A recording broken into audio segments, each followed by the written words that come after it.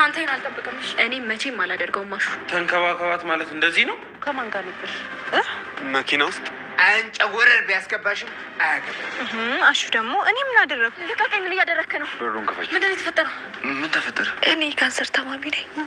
ፈጸምከው? እባክህ እንደዚህ አይደለም። አልከይለ የማይመለከትሽ ነገር አትጠቂ። አሁን ዞር በይ። እንደዛማ እንዴት ይሆናል? ስለ ዳኒዋ ደግሞ ለቴ ባልናገር ይዛ ምንሽ ናት? የእሷን ቤት ነው እኮ የተከራየ ነው። ኧረ ያዴ ጉዳይ እኔንም ካንቺ እኩል በጣም አሳስበኝ።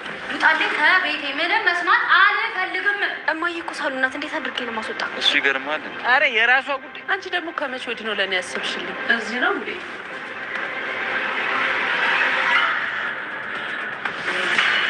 እሺ ምን እየተፈጠረ እንደሆነ ልነግሩኝ ትችላላችሁ? ቆይ ባርቺ፣ እኔ አስረዳለሁ። ምን ረምታስረጅ? ባርቺ ቆይ አትጩ፣ እነግርሃለሁ እኮ ነው። ምን አታቆይ። ምን ለማድረግ እየሞከርኩ ነው? ያማል እንዴ?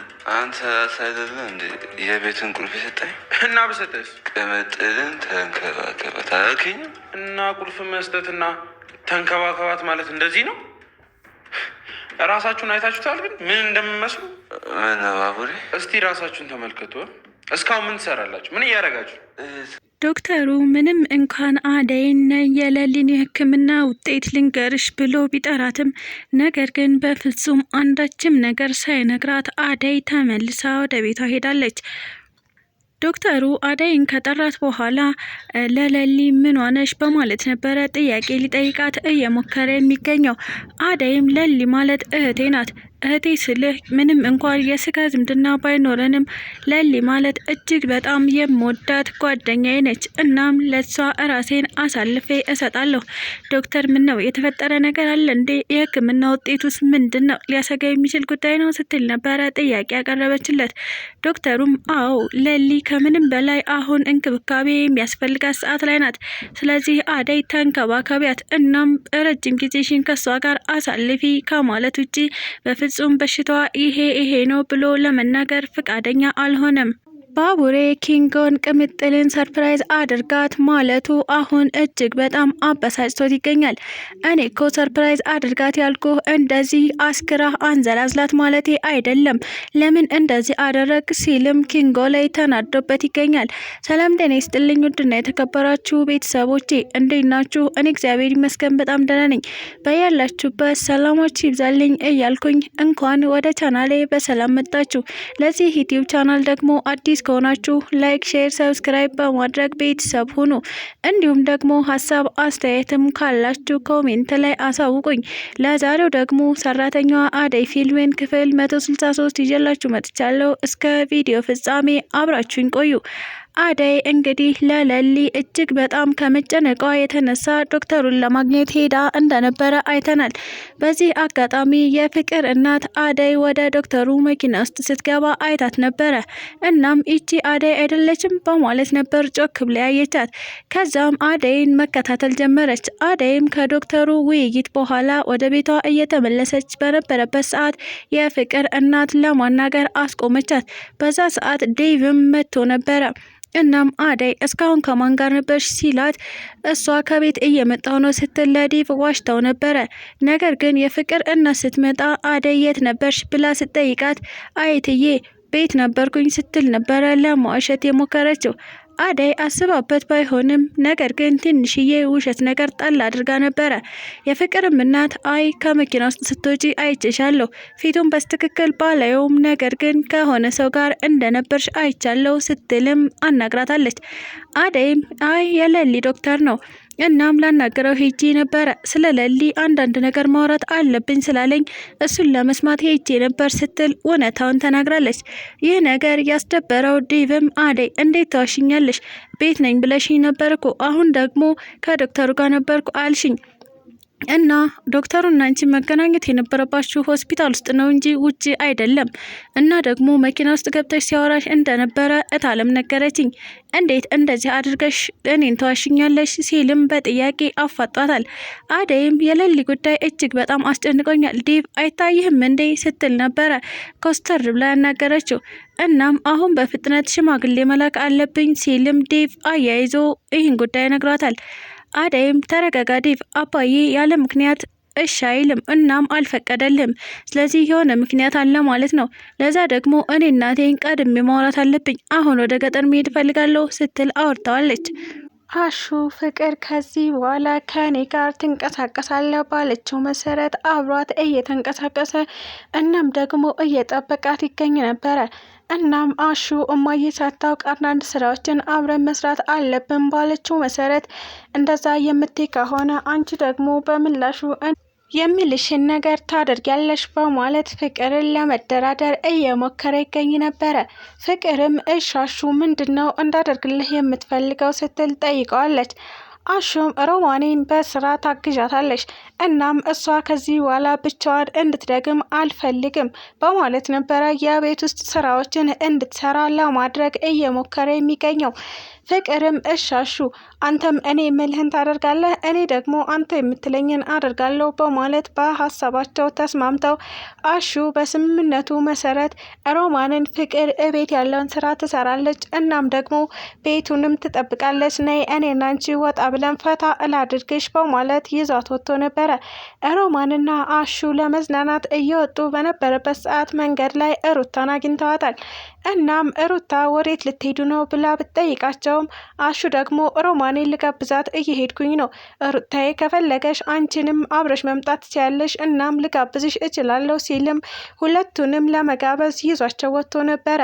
በዚህ አጋጣሚ ፍቅር ቤቱን እየጠበቀች በነበረበት ሰዓት አሹና እነ ሮማን ሲሄዱ ያያቸው ዳኒ ወደነ አሹ ቤት ጎራ ብሎ ነበረ። እናም በር ሲያንኳኳ ከፍታለት የነበረችው ፍቅር ናት። ወዴት ሄድና ተመለስ ብትለውም ነገር ግን ዳኒ ፍቅርን በመገፍተር ወደ ቤት ገብቷል። እናም ቤት ከገባ በኋላ ቆይ ፍቅር ህፃን ልጅ ነሽ እንዴ? ለምንድን ነው እንደዚህ የምታደርጊው? እኔ እኮ አንቺን ወድጄሻለሁ፣ እናም አፍቅሬሻለሁ፣ ለምን በዚህ ልክ ትገፊኛለሽ? ሲልም ለማናገር ሞክሮ ይገኝ ነበረ። አሁን አሹ የለም ብለህ ነው አይደል እዚህ ቤት የመጣኸው ብትለውም ፍቅር ያንን ገለጀጅ ጃበኛሽን አልሰማውም፣ እናም ልቀጠቅጠው እችላለሁ። ፍቅር ግን እንደዚህ አታድርጊ፣ ይልቁንስ እኔና አንቺ ብንስማማ ነው የሚሻለው እያለም ፍቅርን ለማሳመን እየሞከረ ይገኝ ነበረ። በዚህ አጋጣሚ የፍቅር እናት ወደ ቤቷ ተመለሰች። በዚህ ሰዓት ግን ፍቅር የምታደርገው መላው ጠፋባት። እናም ዳኒ ወዴት ልደብቅህ፣ እንዴት ላድርግህ፣ እማዬ መጣች ስትልም እየተርበተበተች መላው ጠፍቶባት ትገኛለች። እናም ዳኒ እናትሽ ናት አይደል የመጣችው? ወዴት ልደበቅ? ያንቺ መኝታ ቤት ልግባ ሲል ነበረ ሀሳብ ያመጣላት። ፍቅርም አማራጭ ስላልነበራት እሺ ዳኒ ሂድ ግባ ስትልም ወደ መኝታ ቤት እንዲገባ ካደረገችው በኋላ እሷ ደግሞ በር ወደ መክፈት ሄዳለች። እናም በር ስትከፍት እንዳለችው እናቷ ነበረች የመጣችው። እማዬ መጣሽ እንዴ ስትልም በመደንገጥ ስሜት አናግራታለች። አዎ ይህን ያህል ሰዓት ሳንኳኳ አሹ የለም እንዴ? ለምንድን ነው ቶሎ በር ያልከፈተልኝ? ስትልም ጠይቃታለች። አዎ አሹና ሮማን ተያይዘው ወጥተዋል። እናም ቤት ውስጥ እኔ ብቻ ነኝ ያለሁት ስትል ነበረ እናቷን ያናገረቻት። እናቷም አሹ እንዴት ሳያስፈቅድ ከቤት ይወጣል? ሮማንስ ብትሆን እንዴት እኔን ሳያስፈቅዱ ከቤት ይወጣሉ? እያለች በመናደድ ወደ ሳሎን እየገባች ትገኛለች። ፍቅርም ካሁን አሁን ዳኒ ታየብኝ እያለችም እየተንቀጠቀጠች ነው። የሌሊ ጉዳይ እጅግ በጣም እያስጨነቃት ያለችው አደይ ሌሊዬ ከዚህ በላይ አታስጨንቅኝ፣ አታይኝም እንዴ? እኔ እኮ እጅግ በጣም ተጨንቄያለሁ ስትልም አሁንም ስለ ሕክምናዋ ውጤት እንድትነግራት እየጠየቀቻት ትገኛለች።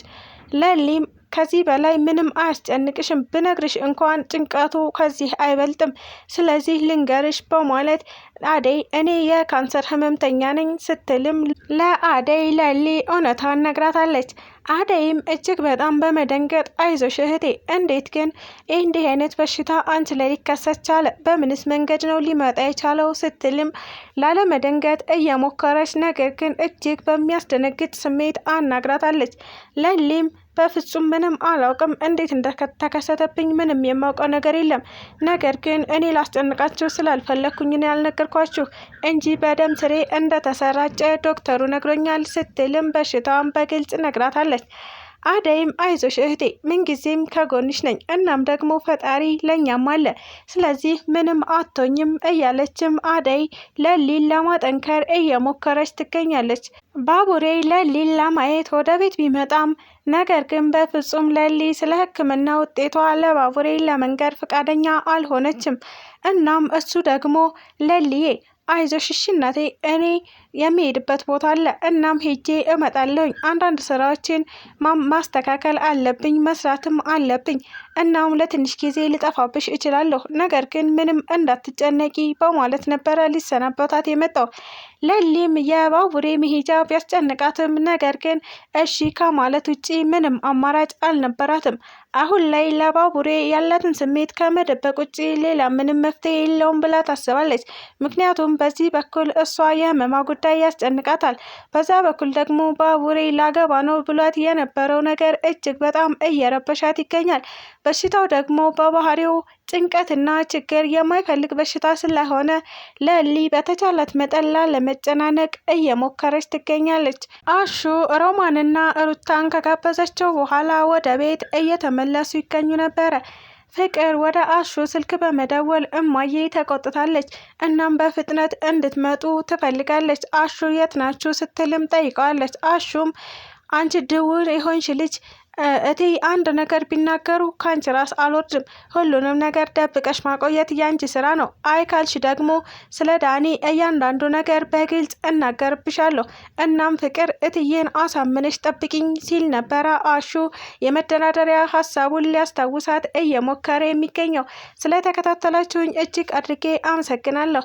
ለቻናሌ ደግሞ አዲስ ከሆናችሁ ላይክ፣ ሼር፣ ሰብስክራይብ በማድረግ ቤተሰብ ሁኑ። እንዲሁም ደግሞ ሀሳብ አስተያየትም ካላችሁ ኮሜንት ላይ አሳውቁኝ። ኢትዮጵያ ለዘላለም ትኑር እያልኩ ሰናበታችኋለሁ።